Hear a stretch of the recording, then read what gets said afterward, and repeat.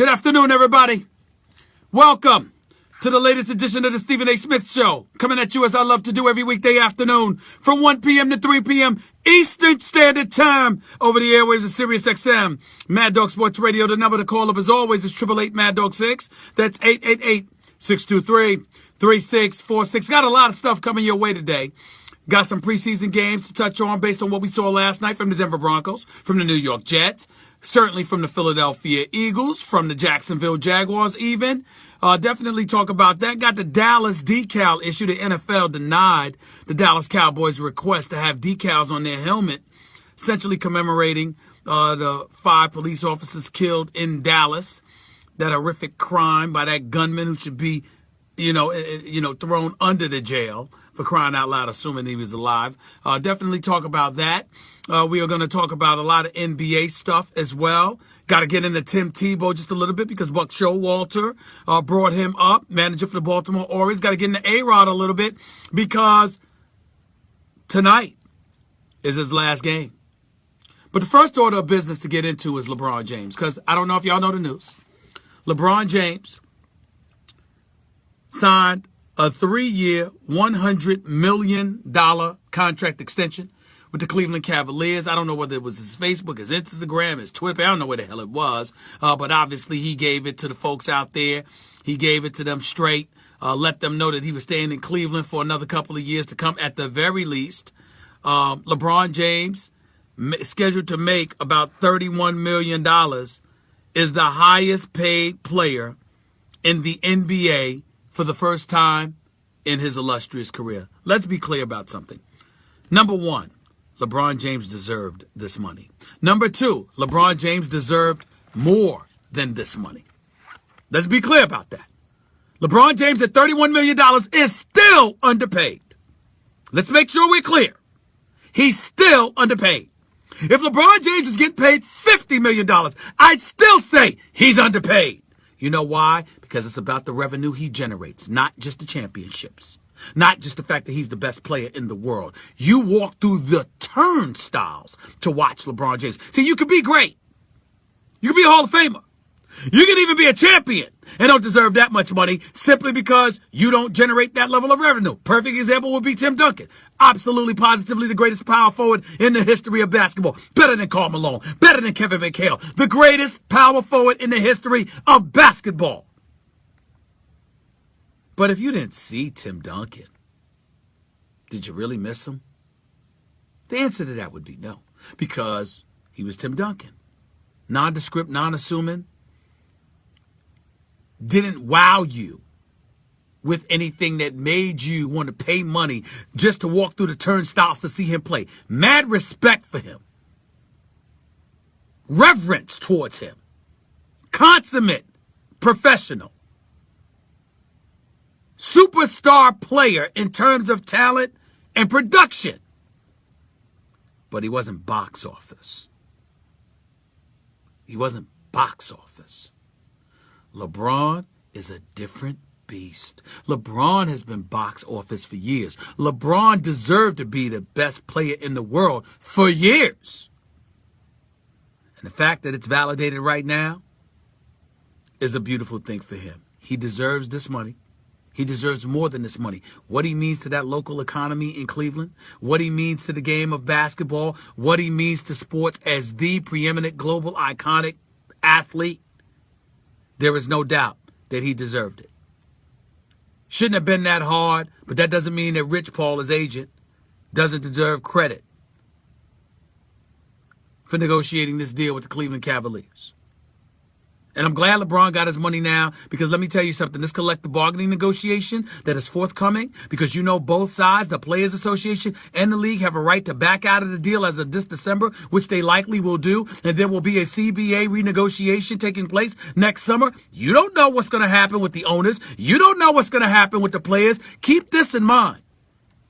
Even though the television take for the NBA went from $900 million to $2.2 billion, which explains the exorbitant salaries that we saw this summer. How do y'all feel about this? And I want to emphasize and preface my statements by saying all of these players could play. All of these players that I'm about to mention deserve a lot of money. All of these players warrant our respect. All of them. But can we be real about something? Did Mike Conley deserve $153 million? $153 million. Never played in the NBA Finals. I think we all agree in today's economy, James Harden deserves $118 million because he's a superstar, in terms of offensive player. And you in Houston, you walk through the turnstiles to see James Harden dance on people. Anthony Davis is definitely going to be worth every penny because he's the only thing you've got in New Orleans.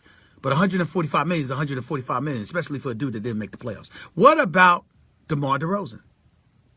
I know the Toronto just went to the Eastern Conference Finals, but $139 million? What about Bradley Beal? Did we see Washington in the playoffs this year? I don't recall. I don't think so. And last time I checked, isn't John Wall a star of that team?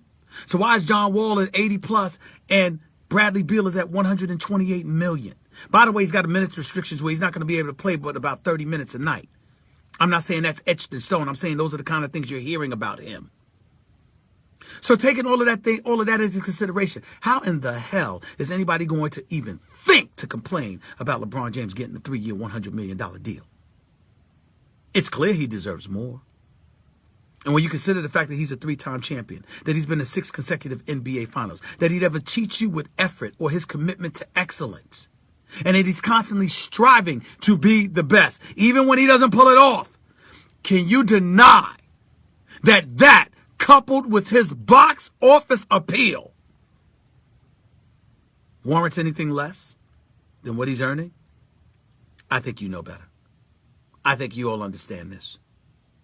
And I think that we all know that LeBron James is grossly underpaid. I personally think that LeBron James, and I've heard that LeBron James got a side deal where he's going to get an ownership stake in the Cleveland Cavaliers once his career is over. I think he should. By the way, Dan Gilbert, the owner for the Cleveland Cavaliers, he's got something to do with that casino deal in Ohio. How much you want to make a bet LeBron James might be a part of that too? Because it wouldn't be that wouldn't have happened if LeBron James hadn't returned to Cleveland. If LeBron James had not returned to Cleveland, I don't think they'd get a casino deal. Dan Gilbert, that is.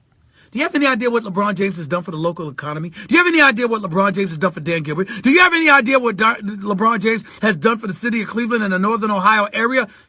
LeBron James is worth over $1 billion. As far as I'm concerned, he's underpaid. And by the way, when Steph Curry comes up, Steph Curry might get $200 million. He'll deserve it. He's box office. He's box office. But let me tell you what the bad part about all of this is.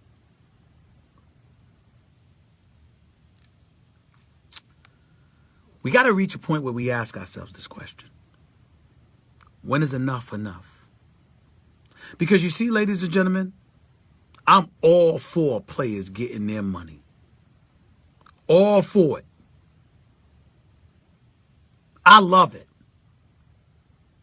If you deserve it. See, what I don't want to see are dudes getting $150 million that's worth half that. What I don't want to see are these exorbitant prices becoming more and more exorbitant with a lack of production. What I don't want, and you know why I don't want to see it? Because, ladies and gentlemen, I'm concerned about the disincentive it provides to win, to be champions. What am I talking about? Did you see the quote from Carmelo Anthony? Did you see how ESPN's very own Mark Stein quoted Carmelo Anthony as saying that in the end, I'm paraphrasing because I don't have the direct quote right in front of me right now. He said that in the end, if he never wins a championship, but he has 3 gold medals, he would look at his career as very successful. Now, see, this is hard for me. And I spoke about this on First Take this morning on ESPN2 with my man Max Kellerman. Ladies and gentlemen, I need you to understand something. Carmelo Anthony's my man. I got nothing but love for him. Listen, none of these athletes gonna have me being there for Thanksgiving dinner and exchanging Christmas gifts with them. It ain't like that. When I tell you I love them, what I mean by that is I love who they are, I love what they represent as people. And I'll vouch for Carmelo Anthony to the end. He's a good brother. But let me tell you why I'm so pissed off at him today.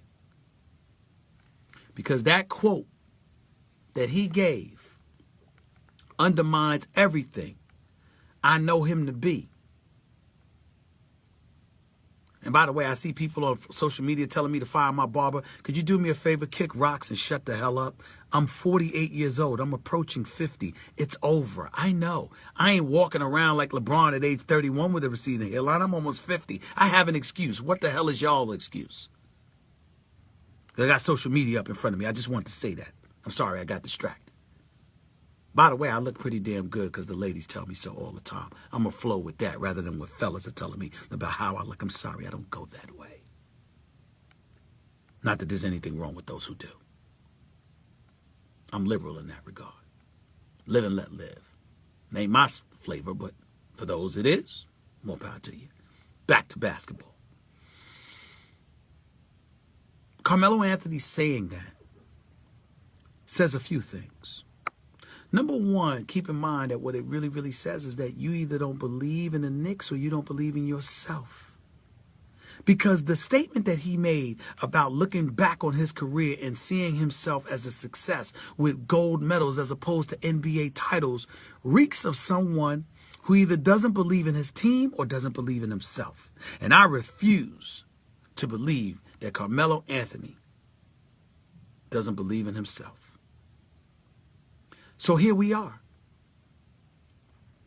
Carmelo Anthony makes a statement like that while playing in the Olympics, being en route, having just saved the day against Australia the other day when he dropped 30 on 9 3-pointers, 31 actually. Listen, Carmelo Anthony's talking about gold medals are gold medals. Look, man, my career will still be a success. I won a national championship. I will have won 3 gold medals. I'll definitely look at my career as a success.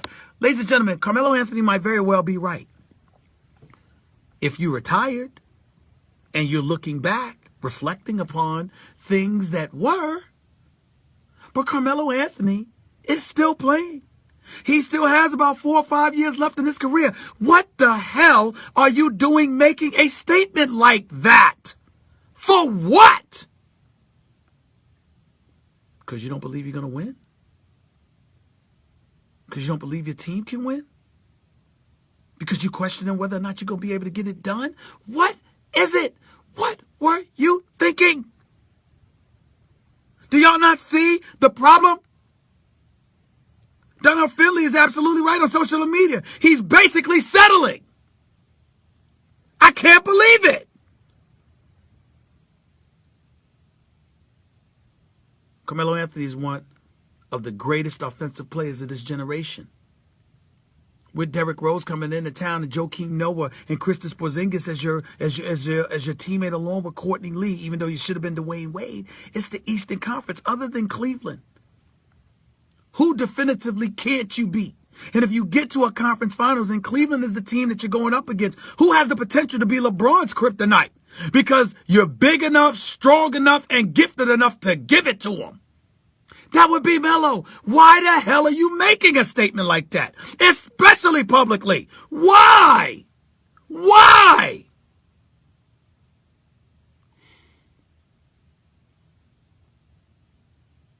I don't understand it.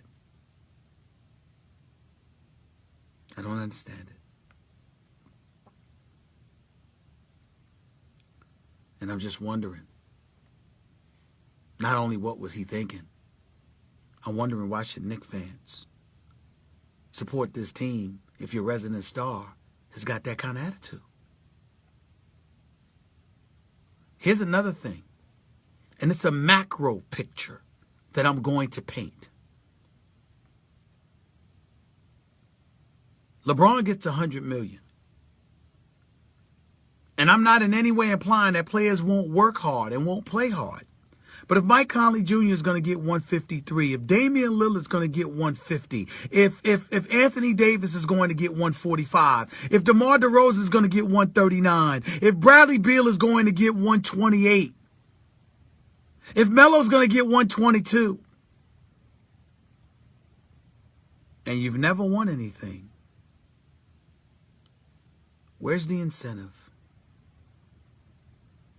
to commit yourself to winning? See, I'm not questioning the resolve of any of these, especially a brother like Damian Lillard. That brother's a rough rider. Anthony Davis is a superstar in the making. Bradley Beal can really, really play when healthy. I'm not questioning any of these guys' heart. I'm not questioning their abilities. What I'm asking is a generic question. Ladies and gentlemen, we go to work and we work our tails off every day. Would the urgency really, really be there if no matter what we did, we got paid and we were set for life? See, that's the question. Because that's the question that we have to ask as we look forward to it. This is why you should love LeBron. Because LeBron makes money off the court better than any basketball player in the game. LeBron James has monetized his brand exponentially. And as a result, look at what it's done for him. Yet he's still going to the finals every year. LeBron James was drafted in 2003 as the #1 overall pick.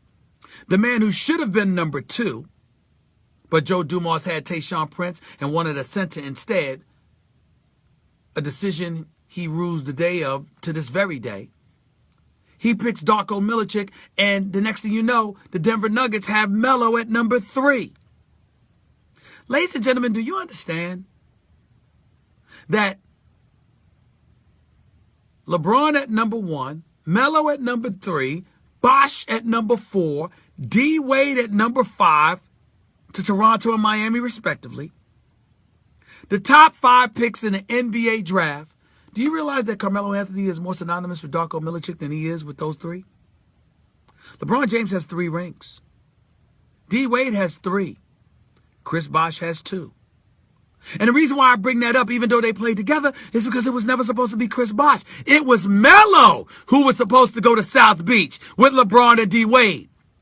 But instead of signing a deal with an opt-out after 3 years that would have led him to be a free agent in 2010, Melo, when he signed his deal back in 06-07 with Denver, his extension wanted all 5 years guaranteed at $80 million. D Wade, LeBron, and Bosh were willing to have an out after 3 years that netted them over only 50 to 55 million at the time. Melo wanted his money. They wanted their freedom. They bet on themselves. Melo didn't. They end up with titles. Melo did not. That's why I said he's more synonymous with Darko. Certainly not talent-wise, because Darko ain't in this class. But do you realize the magnitude of that? Do you realize what that means? Do you realize what kind of impact that has had on the career of Carmelo Anthony? All of them have been in the league for 13 years. Chris Bosh and D Wade. Chris Bosh, 4 straight NBA Finals. D Wade, 5 NBA Finals appearances overall. LeBron James, 7 NBA Finals appearances overall. Carmelo Anthony, 0.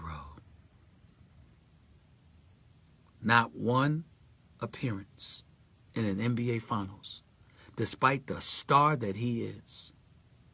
Fair enough, because he didn't play on contenders the way they did. But here's the thing. He had a chance to, not just once but twice, and passed up on it for the money. So when you take all of that into consideration, I know who Melo is. I know what he's made of. I believe in his brother's talent. I believe you put Melo in a pivotal finals situation, you will see a superstar of the highest order, because that brother got heart. He ain't never been scared of the moment. The problem is you got to care enough about getting to that moment to actually get there. That's what I'm struggling with right now. Because I know what Melo is. I know what he can be. But I think he's giving people ammunition to beat him down. And that breaks my heart, because I got love for the brother. But I'm looking at an NBA that's getting $2.2 billion a year from television rights alone. Obviously forced to pay these players because of it. And I'm wondering if Melo is a symptom of a bigger issue. And that is simply this. Is there an incentive for these guys to even win anymore when you're getting paid this amount of money? LeBron's career screams, yes, there is always that incentive. Melo's, not so much. And we ain't even get to the Conleys and everybody else of the world. 888 Mad Dog 6 is always the number to call up. That's 888-623-3646. You can reach me right here on my Facebook page, facebook.com/Stephen A. You can reach me on my Twitter page, twitter.com/Stephen A. Smith. You can call in at 888-623-3646. That's 888 Mad Dog 6. I'm here from 1 to 3 p.m. every day, Eastern Standard Time. Your phone calls and more up in a minute. Remember, Andy Reid, head coach for the Kansas City Chiefs, is coming on the show as well. You're listening live to the Stephen A. Smith Show, Sirius XM, Mad Dog Sports Radio, Channel 82.